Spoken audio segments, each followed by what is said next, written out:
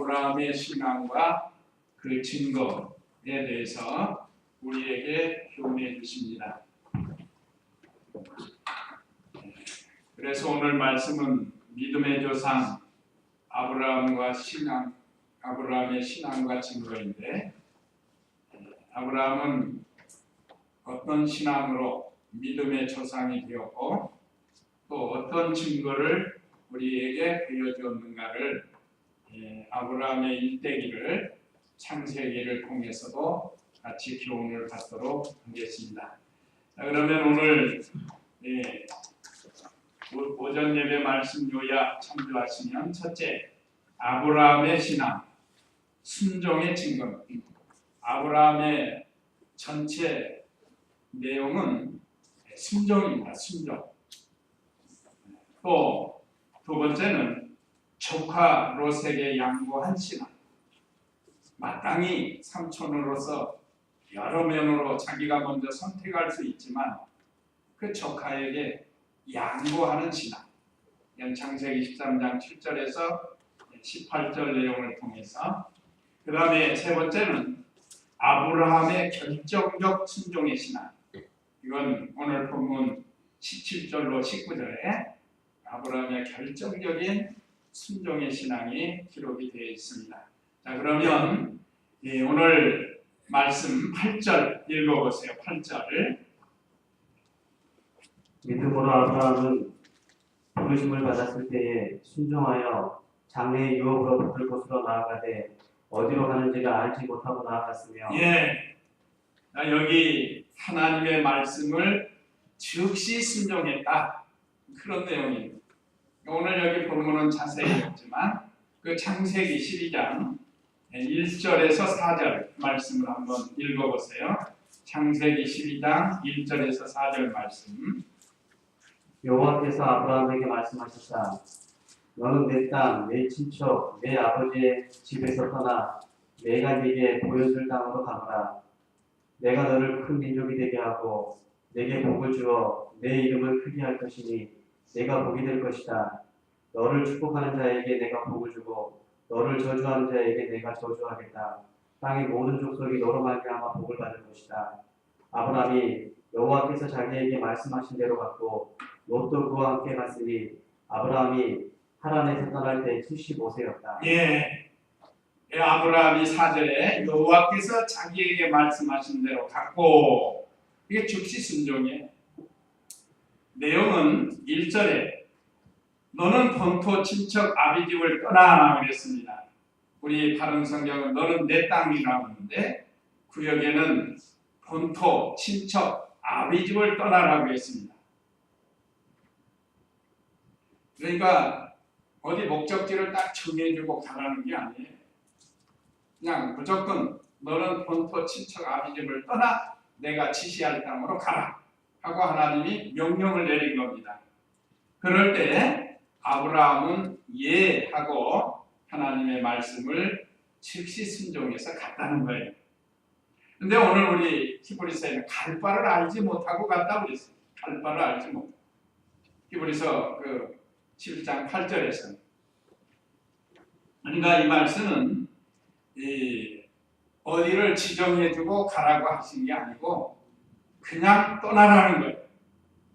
이때 아브라함 나이가 75세입니다. 75세 때 하나님께서 아브라함을 부르시고 명령을 주신 겁니다. 여기 본토, 지금 내 땅이라고 되어 있는데 여기는 신령적으로 말하면 자기중심적인 것을 가리킵니다. 자기중심적인 자리에서 떠나라 하는 것이 교훈을 주는 거고, 또 친척하면은 이건 인정선. 우리에게는 물질선이 있고 인정선이 있고 생명선이 있습니다. 이 선을 넘어야 돼요. 그러니까 이 맨 초보 단계가 물질선이에요. 물질선. 하나님 따라가려면 물질선을 초월해야 되고 그 다음에 어려운 게 인정선입니다. 인정선. 오늘은 말세가 돼가지고 사람들이 인정이고 뭐고 물질 먼저 따라가요. 그러니까 옛날에는 그렇지 않았어요. 사람과 사람의 관계, 그걸 떠나기가 아주 어려운 거죠. 그 다음에 여기 아비집. 아비집은 보통 아버지는 의지의 대상입니다. 의지. 자녀들이 아버지를 의지하고 살죠. 이것은 어떤 세상 풍습이나 세상의 어떤 전통 그런 것들을 말하자면 떠나라는 거죠. 오늘날 우리에게 주시는 교훈입니다. 그러니까 부모 떠나서 너희 마음대로 살아라 그런 거는 아니에요. 그건 성경을 몰라도 너무 몰라요. 십계명 중 제5계명이 내 부모를 공경하라. 이걸 신약 성경에서 주 안에서 내 부모를 공경하라 하고 이렇게 가르쳐 줍니다. 그러니까 여기서 말하는 건 지금 해석해드린 자기 중심적인 생활에서 하나님 중심으로 돌아서라는 거예요. 또 인정에 매여 있지 말고 하나님께 나아가라는 거예요. 그 다음에 세상 것 의지하지 말고 세상 풍습이나 어떤 제도나 이런 것들 의지하지 말고 하나님 의지하고 나가라는 거예요. 그래서 사실 참 아브라함이 75년 동안 살았던 갈대아 우르 거기 아버지와 형제들과 같이 살았던 땅 떠나기가 어렵죠. 요즘도 그래요. 참 어려워요. 또 알고 지내던 사람 떠나서 어떻게 살까? 저희 장인 장모님도 서울에 계시는데 서울에서 조금 이제 좀 불편하니까 대전 쪽으로 오셔서 둘째 아들하고 좀 지내시라고 하는데 아간에서 못 떠나요. 거기가 정들었고 또 거기 오랫동안 뭐 30년 이상 사셨으니까 떠나기가 어렵죠. 그냥 안 떠나려고. 어쨌든 그냥 이렇게 하나님께서 아브라함에게 너는 내 땅, 본토, 친척, 아버지 집을 떠나 내가 내게 지시할 땅으로 가라 하고 하나님이 명령하셨을 때 아브라함은 즉시 순종했습니다. 갈 바를 알지 못하고 어디로 가라고 하신 것도 아닌데 그냥 떠난 거예요. 가족을 데리고. 자, 두 번째 오늘 본문 9절에는 세상을 나그네로 여기며 순종했다고 했습니다. 오늘 본문 9절 읽어보세요.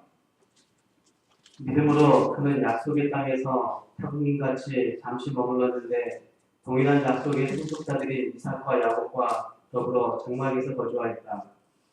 이는 그가 하나님께서 계획하시고 만드실 기초가 있는 성을 고대하고 있었기 때문이다. 예.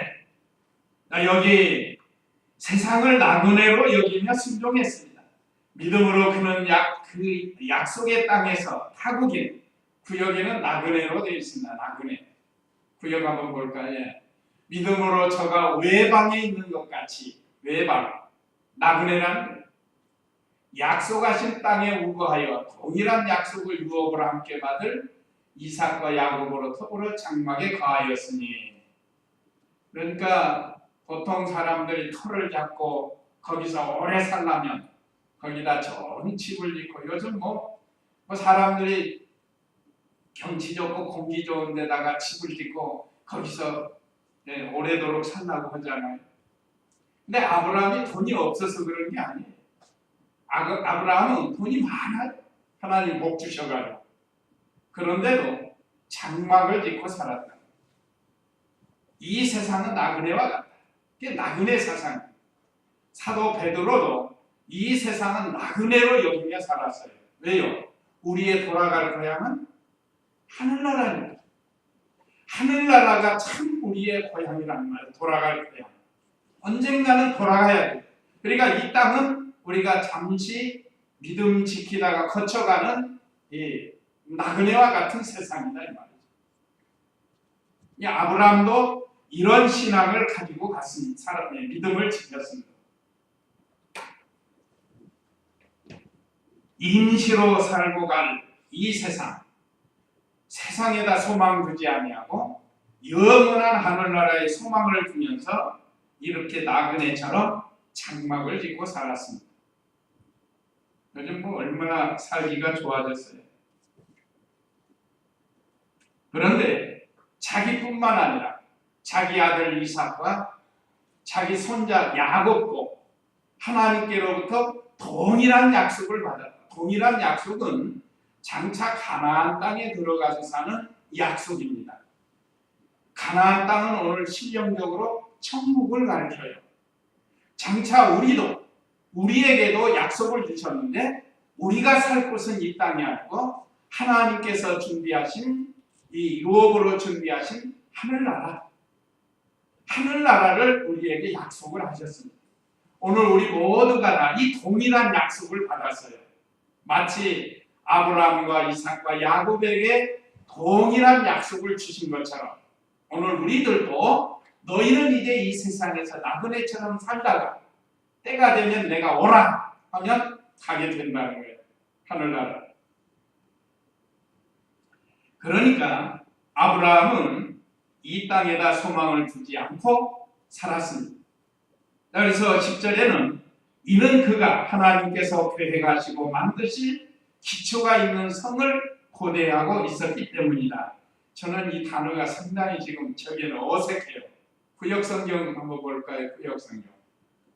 이는 하나님의 경영하시고 지으실 터가 있는 성을 받았습니다. 이 성이 새 예루살렘 성이에요. 하나님이 예비하신. 여기 이 말씀은 하나님께서 계획하시고 만드시고 기초가 있는 그 성을 고대하면서 사는 거예요. 참 사람이 살면서 소망이 없는 삶은 참 뭐라고 할까, 비전, 꿈이 없는 것 같아요. 그러니까 소망은 꿈이요 비전이라고 할 수 있잖아요. 그러니까 우리 사람에게는 어떤 소망이 있습니다. 근데 우리에게는 하늘나라에 갈 소망을 하나님께서 주신 겁니다. 우리가 가서 하나님이 계획하시고 경영은 계획이에요. 또 만드신다는 거예요. 지으실 터는, 지은다는 건 만드는 거예요. 만드는 거. 하늘나라를 하나님이 다 설계하시고 하나님께서 다 만드시고 그 하나님이 만드신 세계를 소망하면서 사는 이 아브라함과 이삭과 야곱이에요.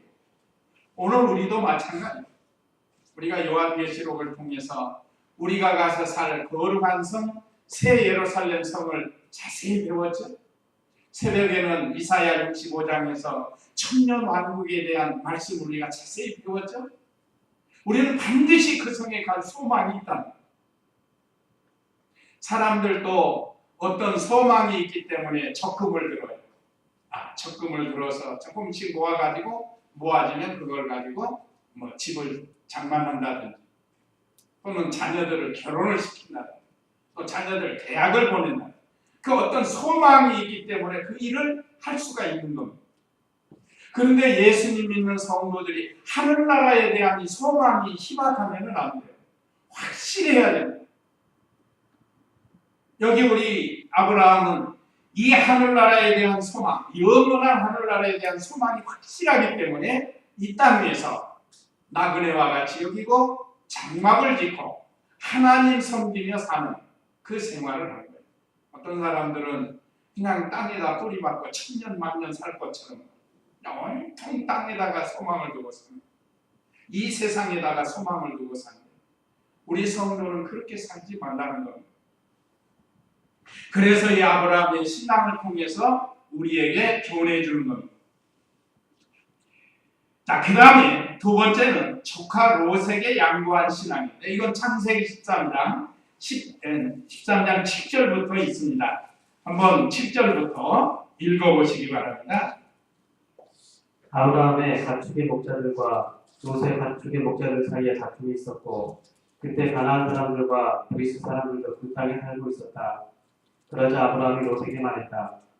우리는 친족이니 나와 너 사이에 그리고 내 목자들과 네 목자들 사이에 다툼이 없도록 하자. 예, 아브라함의 목자와 롯의 목자가 다투었어요. 이거는 하나님이 아브라함이 믿음 지킨 자가 복을 주어서 가축의 농사가 잘 됐다. 거기에 얹혀 사는 롯, 조카 롯을 데리고 왔잖아요. 조카 롯이 부친이 일찍 세상을 떠났어요. 그러니까 삼촌인 이 아브라함이 데리고 지금 같이 동행해서 나왔단 말이에요. 갈대아 우르에서. 그런데 이 믿음 좋은 아브라함 그늘 밑에서 같이 믿음 생활을 하니까 하나님께서 은혜를 주신 거예요. 오늘 저와 우리 성도님들도 참 이 바른 진리 안에서 신령한 복을 받도록 하는 거예요. 세상의 물질에 소망 두지 아니하고 신령한 복을 받는 것. 그런데 하나님의 복 주어서 가축이 많아졌다. 아브라함의 가축도 많아지고 롯의 가축도 많아졌어요. 그런데 땅이 있잖아요. 땅이. 가축들은 풀을 먹여야 되잖아요. 그런데 아브라함의 목자와 롯의 목자가 서로 좋은 풀을 먹이려고 서로 다퉜단 말이에요. 야, 내가 먼저 왔어. 무슨 소리야? 너 조카야. 저로 가. 하고 서로 다퉜단 말이에요. 그런데 이 아브라함이 볼 때 그 땅에는 아브라함과 롯만 사는 게 아니고 가나안 사람들과 브리스 사람들, 이방인도 같이 살고 있었단 말이에요. 근데 예수님 믿는 사람들이 서로 다투고 싸우면 이거 이방 사람들에게 덕이 안 되고 하나님의 영광이 가루어진다. 아브라함은 하나님의 영광을 위해서 이 다투면 안 되잖아요. 요즘 참 하나님 영광 가리우는 일이 너무 많이 매스컴에 보도가 돼가지고 참 안타깝고 부끄러울 때가 많습니다.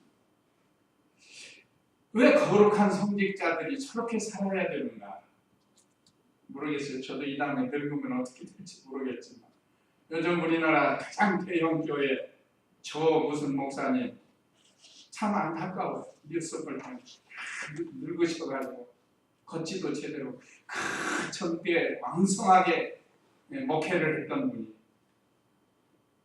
그런데 지금 사실인지 아닌지는 확실히 모르지만 교회 모든 그 자금을 횡령했다고 지금 그것도 200만도 아니에요. 액수가 800억이래요. 800억. 지금 뭐 상상을 초월한. 어쨌든 큰 교회라 뭐 그럴 수도 있을지는 모르겠지만 왜 이렇게 언론에 좋지 않게 보도가 되느냐 이 말이죠. 좋은 일로 보도가 돼야 될 텐데 이건 저는 어떤 면에서 나쁜 사람들이 나쁜 마음을 먹고 그렇게 하는 사람도 있으리라 생각이 들어요. 요즘 이단이나 이런 사람들이 침투해가지고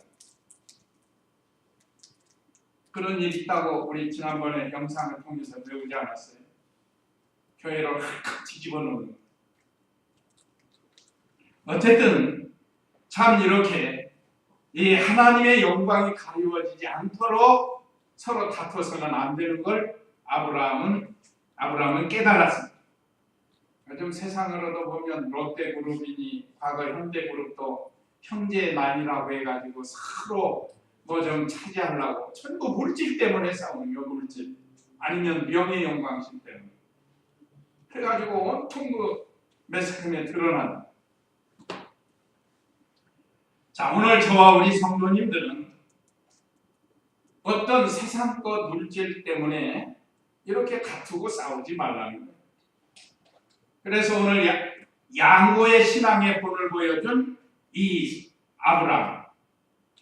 지금까지 여기는 이제 아브라함으로 나옵니다. 아까 히브리서는 아브라함인데 아브라함이 되는 건 17장에서 나와요. 17장 5절에서 나오는데 원래 구명이 아브라함. 아브라함은 큰 아버지라는 뜻이고 아브라함은 하나님께서 다시 지어주신 이름인데 그거는 열국의 아비라는 뜻입니다. 다시 말하면 우리 믿음의 조상이 된다는 그런 뜻이에요. 그래서 이제 9절 읽어보세요. 9절 13장 9절 내 앞에 온 땅이 있지 않느냐 나를 떠나라. 만일 네가 왼쪽으로 가면 나는 오른쪽으로 가고 내가 오른쪽으로 가면 나는 왼쪽으로 가겠다. 롯이 눈을 들어 너란 온 들을 바라보니 여호와께서 소돔과 고모라를 멸망시키기 전이었으므로 소알까지 그 전체가 물이 넉넉하여 마치 여호와의 동산 같고 이집트 땅과도 같았다. 롯이 요단 온 들을 택하고 북쪽으로 떠나갔으므로 그들은 서로 갈라서게 되었다. 예, 이제 갈라지는 거예요. 서로 같이 있으면서 싸우고 다투는 것보다 갈라지는 게 나아요. 그런데 여기서 중요한 건 뭔가 하면 오늘 여기 9절에 롯을 불러가지고 야, 우리가 이렇게 서로 다투어서 되겠느냐? 네가 자 눈을 들어서 보아라. 네가 좌하면 내가 우하고 네가 우하면 나는 좌하겠다 하고 양보를 한 겁니다. 오늘 우리 성경은 왼쪽 오른쪽이라고 했는데 구역에는 좌우로 이렇게 기록이 되지 않았습니다. 근데 같은 뜻이에요. 자, 거주지의 선택권을 양보하는 아브라함의 신앙, 아브라함. 자, 여기서 어떤 면으로 보든지 아브라함이 자신이 먼저 선택할 수 있는 권리가 있습니다. 자, 먼저 나이로 보면 삼촌이죠. 그동안 그 조카를 데려다가 신앙으로 또는 물질로 부유하게 해주었죠. 그러니까 어떤 면에서 아브라함이 자꾸고 내가 오른쪽으로 갈 때 너는 왼쪽으로 가라. 그렇게 할 수 있어요. 그렇지만 아브라함은 양보의 신앙을 오늘 보여준 겁니다. 자, 우리도 참 서로 양보하는 신앙. 이거 참 좋습니다. 그 진리는 양보하면 안 됩니다. 여기서 말하는 것은 물질을 말하는 거고 진리를 양보하는 건 안 됩니다. 그건 생명 내어놓고 지켜야 되는 거죠. 진리를 양보하라는 게 아니고 없어도 될 것, 물질 같은 거 그런 거는 이 양보해도 된다는 거예요. 그래서 아브라함은 신앙의 호주로서 아랫사람들에게 오해받지 않고 이 삼촌이 멘탈이야? 자기가 좋은 거 차지하네. 이런 어떤 오해를 받을 수 있잖아요. 아브라함은 그런 게 싫은 거예요. 모든 면에 이렇게 덕을 베풀고 사랑을 베푼 겁니다. 그러면 아브라함은 왜 이렇게 했는가? 첫째는 물질 의지하지 아니하고 하나님을 의지하고 살았습니다. 지금까지 하나님께서 은혜와 복을 주셨는데 또 어디를 가든지 하나님이 나에게 복을 주실 줄로 믿습니다. 하고 하나님 의지하고 나간 거예요. 두 번째는 하나님의 영광을 위해서 살았습니다. 아까 그 다투는 것도 이방 사람들에게 하나님 영광 가리는 거고 또 자기가 먼저 선택할 수 있지만 선택하면 그 아랫사람들 종들에게 손가락질 당할 수도 있지 않느냐 이 말이죠. 그래서 하나님 영광을 위해서 양보한 거고 세 번째는 하나님과 동행하고 하나님의 생명으로 살았기 때문에 그렇습니다. 죽고 사는 게 하나님께 있다. 생사하고 게 하나님께 있다. 말로만 한 게 아니고 실천을 한 아브라함의 이 좋은 신앙입니다. 그래서 오늘 우리도 이 땅에 살면서 아브라함과 같은 이런 신앙을 가지라는 거예요. 그 다음에 세 번째는 14절로 16절에 보면 아브라함이 하나님께 복을 받았어요. 14절 읽어보세요. 롯이 아브라함에게서 떠난 후에 여호와께서 아브라함에게 말씀하셨다. 너는 눈을 들어 너 있는 그곳에서 동서남북을 바라보아라. 내가 보는 모든 땅을 내가 너와 내 후손에게 영원히 줄 것이다. 내가 내 후손의 후손을 땅의 티끌 같게 할 것이니 사람이 땅의 티끌을 셀 수 있다면 내 후손도 셀 수 있을 것이다. 네, 이거 엄청난 복을 받은 거예요. 하나님 다 보고 계셨어요. 아브라함이 어떤 신앙을 가지고 왜 지금까지 믿음 자신도 지키고 또 다른 사람, 이방 사람들에게도 이렇게 좋은 믿음의 본을 보이니까 하나님께 보고 계시다가 복을 주신 거예요. 자, 여기서 롯이 말이에요. 아까 그 읽으셨지만 그 9절에서 11절 사이에 있었죠. 만약에 아브라함이 삼촌이 네가 좌하면 나는 우하고 네가 우하면 나는 좌하리라 했으면 적어도 롯이 어떻게 나와야겠죠? 롯이 그 라면 선전하는 것도 있었잖아요. 옛날에 구봉서 씨하고 곽규석 씨하고 뭐죠 그게? 형님 먼저, 아우 먼저, 형님 먼저, 아우 먼저는 그 라면 선전이 있었어요. 옛날에. 서로 양보하는 거예요. 아무리 맛있는 것이지만 아 형님 먼저, 아우 먼저. 형님이 구봉서 씨고 아우가 곽기석 씨. 두 분 다 구봉서 씨는 장로님이었고 곽기석 씨는 그 코미디 다 끝내고 그 목사님이 됐다가 세상 떠났어요. 자, 여기서 적어도 말이에요. 롯이 해야 할 일은 삼촌. 제가 지금까지 삼촌을 통해서 하나님의 은혜로 이렇게 많은 은혜를 받았는데 삼촌이 먼저 해야 될 거 아니에요. 적어도 그렇게 해야 돼요. 그보다 더 좋은 거 있어요. 더 좋은 거. 더 좋은 게 뭐겠죠? 내가 삼촌을 떠나서 어디로 가겠습니까? 떠날 수 없습니다. 내가 우리 목자들을 잘 가르칠 테니까 삼촌 떠나지 않게 해주십시오. 이렇게 나오면 더 좋은 복을 받았을 거예요. 그런데 눈을 들어서 좌우를 보니까 저기 요단들이만 꼭 그 소돔 고모라 에덴 동산 같이 참 물도 좋고 피곤하. 그러니까 뭐가 들어왔겠죠? 욕심이 들어온 거예요. 욕심. 안목의 정욕, 눈으로 욕심이 들어온 겁니다. 그래서 삼촌이고 뭐고 신앙이 뭐고 다 내버리고 제일 중요한 게 신앙을 떠나는 거예요. 신앙. 그래서 소돔 고모라에 가서 처음에는 잘 됐죠. 나중에는 어떻게 되죠? 소돔 고모라 멸망할 때 다 빼앗기고 막 다 잃어버려. 심지어 아내도 잃어버려. 그러니까 욕심을 부리지 말고 그냥 하나님 섬기는 걸 제일 주의로 했더라면 롯이 이렇게 비참하게 기록되지는 않았어요. 겨우 소돔에서 구원받아가지고 그것도 또 딸 둘하고 동침해가지고 거기서 또 후손이 나와가지고 계속해서 아브라함의 자손을 괴롭히는 민족이 되고 말았어요. 이제 엄청난 겁니다. 그래서 선택이 참 중요한 거예요. 선택. 내가 어떤 길을 선택해야 하는가. 아브라함과 같이 양보의 선택을 할 것입니다. 안목의 정형으로 내가 좋은 것으로 가려고 선택할 것인가. 그래서 여기 오늘 이 조카에게 목주고 할 것을 선택권을 준 것. 이건 아브라함의 이거 양보 정신. 하나님 영광을 위해서. 하나님만 의지하고 또 하나님으로 생명을 삼고 살았던 아브라함입니다. 그러나 롯은 그게 아니에요. 그동안 삼촌을 통해서 어렴풋이 신앙이 있었지만 너무 신앙이 연약해요. 자, 얼마나 오랫동안 따라다녔어요. 75세니까 조카 롯이 몇 살인지는 모르지만 그러니까 오랫동안 아브라함을 통해서 하나님을 발견했고 신앙생활 한다고 했는데 결국은 어떤 사건이 오니까 다 하나님도 또 인정도 다 삼촌도 존경도 다 없어진 거예요. 우리가 이런 생활을 해서는 안 된다는 거예요. 그래서 이 아브라함이 이렇게 양보함으로 하나님께서 큰 복을 줬습니다. 하나님을 의지하고 하나님을 생명으로 삼고 하나님의 영광을 위해서 사는 모습을 보고 하나님께서 복을 주시는데 보는 것, 담는 것, 행하는 것 아브라함에게 다 주신다고 했습니다.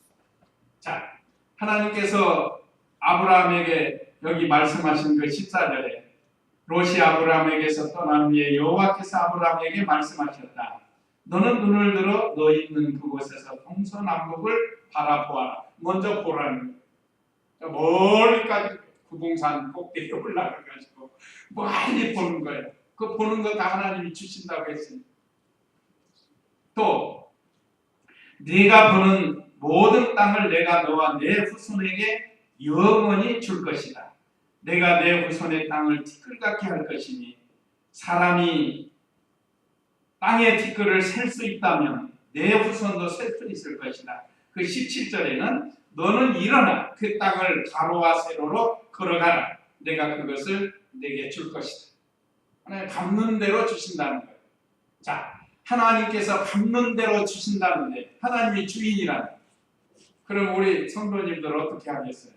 느릉느릉 뭐 늦게 점심때나 돼서 밟겠어요? 동 트기 전에 도시락 싸가지고 부지런히 밟을 거 아니에요. 밟는 대로 주신다니까. 하루면 얼마? 100리를 간다고 그래요. 보통 100리. 100리를 돌아다니면서 그거 다 차지. 그것도 좋은 자리. 하나님께서 이렇게 아브라함에게 복을 주셨습니다. 그러니까 복 받는 일을 해라는 거예요. 복 받는 일. 아브라함은 복 받는 일 했죠. 오늘 저와 우리 성도님들도 참 하나님의 말씀에 입각해서 아브라함의 신앙을 통해서 우리도 복 받는 일을 하면 하나님께서 이런 복, 우리 후손에게도 복을 주신다고 했습니다. 그 다음에 세 번째, 아브라함의 결정적 순종의 신앙. 이제 오늘 본문 17절 읽어보세요. 본문 17절. 아브라함은 시험을 받을 때에 믿음으로 이삭을 바쳤으니 그는 그 약속들을 받은 자이나 자기 외아들을 바쳤다. 하나님께서 그에 관하여 말씀하시기를 너에게 자손이라 불릴 자는 이삭으로 말미암을 것이다 하셨으니 아브라함은 하나님께서 죽은 자들도 다시 살릴 수 있다고 생각하였다. 비유로 말하자면 그가 이삭을 죽은 자들로부터 돌려받은 것이다. 예. 자, 여기 아브라함의 결정적 순종의 신앙입니다. 여기 17절에 아브라함은 시험을 받을 때에 믿음으로 이삭을 바쳤으니 그는 약속들을 받은 자이나 자기 외아들을 바쳤다. 독자 이삭을 제물로 바친 겁니다. 창세기 22장 1절에서 3절 거기도 한번 읽어보세요. 이 일들 후에 하나님께서 아브라함을 시험하시려고 아브라함아 하고 그를 부르시니 아브라함이 예 제가 여기 있습니다 하고 대답하였다. 하나님께서 말씀하시기를 내 아들 곧 내가 사랑하는 너의 외아들 이삭을 데리고 모리아 땅으로 가서 내가 네게 말해주는 한 산 위 거기서 그를 번제를 드려라 하시니 아브라함은 아침에 일찍 일어나 그의 나귀 안장을 지우고 두 종과 함께 아들 이삭을 데리고 번제에 쓸 나무를 쪼개어 가지고 일어나 하나님께서 말씀하신 곳으로 갔다. 예. 여기 아브라함이 독자 이삭을 제물로 바치라는 하나님의 명령을 받은 겁니다. 이건 아까 그 본토 친척 아비집을 떠나라는 명령보다 사실은 더 어려운 거예요. 번제로 잡아드리는 겁니다. 그러니까 하나님께서 아브라함의 99세에 이미 그 전에 15장에서 내 후손이 하늘의 별과 같이 바다의 모래와 같이 많아지리라 하고 약속을 했습니다. 그런데 99세 때 다시 약속을 주셔요. 그러니까 이 이삭은 약속을 받은 아들이에요. 그런데 그 아들을 하나님께서 바치라고 시험을 했습니다. 시험은 두 가지로 온다고 그랬죠. 마귀로부터 오는 시험, 하나님께로부터 오는 시험. 시험의 목적은 더 좋은 것 주시려고. 이거 하나님께서 독자 이삭을 하나님이 99세에 주셨는데 그래서 100세에 나잖아요. 100세에 났습니다. 99세에 약속하시고 1년 후에 아들을 낳을 것이다. 사라는 90세에 나옵니다. 이것은 왜 하나님이 독자 이삭을 약속으로 주셨고 그런데 왜 또 여기서 바치라고 하는가? 이거는 아브라함의 그 신중에 있는 신앙을 드러내어 가지고 자신에게도 교훈이 되고 후대 많은 성도들에게 교훈을 주려고 이렇게 말씀하신 거예요. 그래서 오늘날 우리도 하나님께서 바치라고 하실 때가 있어요. 바치라고 할 때. 그럴 때는 아브라함과 같은 신앙을 가져야 된다는 거예요. 여기 참 22장을 보면 그 아들 이삭이 약 20세 전후가 돼요. 20세 전후. 참 청년이에요. 지게질도 할 수 있는 거 보니까. 참 이렇게 눈에 넣어도 아프지 않을 정도로 얼마나 또 착한지 몰라요. 이삭이. 그렇죠. 보면 아버지의 신앙을 본받아가지고 참 신앙적으로도 착해요.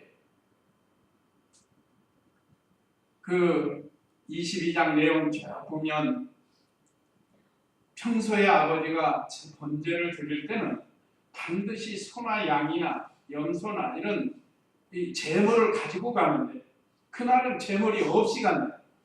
그러니까 이삭이 궁금했어요. 아버지, 어찌하여 재물이 없습니까? 칼과 불과 나무는 있는데 왜 재물이 없습니까? 가장 중요한 재물이 없다는 거예요. 그러니까 아브라함이 거기서 하나님께서 미리 준비해 놓으셨다 하고 지혜롭게 대답을 합니다. 그래서 실제로 이제 제단에 가가지고 사실은 거기 기록은 없지만 하나님께서 너를 잡아들이라고 했다. 그럴 때 이삭이 말이야. 보통 자녀들 같으면 우리 아버지 연세 드시더니 노망나서 어떻게 자기 아들을 제물로 잡아두기는 이 번제라는 건 사람을 죽여가지고 전부 각을 뜨는 거예요. 다 살을 뜨고 각을 떠가지고 불로 태워서 온전히 드리는 그 제사가 번제입니다. 근데 이삭은 그렇지 않아요. 아마 기록은 안 되죠. 하나님께서 어떻게 나 같은 것을 제물로 드리라고 했을까? 아버지, 걱정하지 마세요. 제가 제물이 되겠습니다. 아마 이런 신앙이었어요. 그러니까 아버지가 꼭꼭 묶을 때 그대로 있는 거예요. 그 안 묶어도 되지만 사람이 본능적으로 어떤 어려우면 도망가려고 하고 피하려고 하는 게 그 본능적으로 있다. 그러니까 꼭 묶어서 하나님 앞에 제물로 드리려고 한 거예요. 자, 그런 거 보면 이삭이 아브라함의 아버지의 신앙을 잘 본받은 거. 그래서 독자 이삭을 바치게 되었습니다. 그런데 오늘 본문 18절에서는 하나님께서 그에 관하여 말씀하시기를 너에게 자손이라 불릴 자는 이삭으로 말미암을 것이다 하셨으니 그 17절 하반절은 그런 약속들을 받은 자이나 이삭으로 말미암아 하늘의 별과 같이 바다의 모래와 같이 많아지리라고 17장 5절에서 하나님이 약속했어요. 앞으로 네 후손은 너로부터 태어날 아들은 이렇게 하면서 약속을 주셨단 말이에요. 그런데 하나님의 약속을 받은 독자인데 바쳤단 말이에요. 그러니까 보통 사람 같으면 하나님께서 17장 5절에 있는 말씀처럼 이렇게 약속을 했는데 이 아들이 죽으면 그 말씀이 어떻게 이루어지겠습니까? 그렇잖아요? 아들 이삭으로 말미암아 하늘의 별과 같이 바다의 모래와 같이 후손이 많아지겠다고 약속했는데 이 아들을 죽이면 이 약속이 안 되지 않습니까? 하고 하나님께 항의 또는 따질 수가 있는데 아브라함은 그렇게도 안 했다. 마지막 19절에 아브라함은 하나님께서 죽은 자들도 다시 살리실 수 있다고 생각했다. 생각했다면 믿은 거예요. 믿은 거. 왜 그런가? 자기와 자기 아내가 99세가 됐고 85세가 되어서 경수가 다 끊어져 가지고 도저히 아들 낳을 수 없는 죽은 자와 같은 자기들의 몸에서 이삭이 태어나는 거 보니까 하나님께서는 능히 죽은 자를 다시 살리실 줄로 믿은 것. 이게 지금 그 내용이에요. 이 얼마나 위대한 신앙을 가졌어요. 사실은 아브라함의 입장에서는 이삭을 하나님께 바쳤어요, 안 바쳤어요? 바쳤죠? 다 바친 거예요. 하나님께서 말린 거죠. 그러니까 죽은 자 중에 살림을 받은 거예요. 그래서 이 죽은 자 가운데서 살려주실 줄로 믿은 이 아브라함의 신앙입니다. 자, 우리도 반드시 죽었다가 하나님께서 다시 부활해 이 영원히 죽지 않는 몸으로 다시 살려주실 것을 믿어야 돼요. 믿으시죠? 이게 우리 기독교의 핵심 아니에요? 우리는 죽어야 돼, 한 번은. 그런데 다시 살릴 것을 믿는다. 죽은 자들을 다 부활한다는 거 우리에게 여러 번 지금 말씀으로 가르쳐줬어요. 그 말씀을 믿고 하늘나라를 소망하면서 우리가 이 땅에서 믿음을 지키는 것.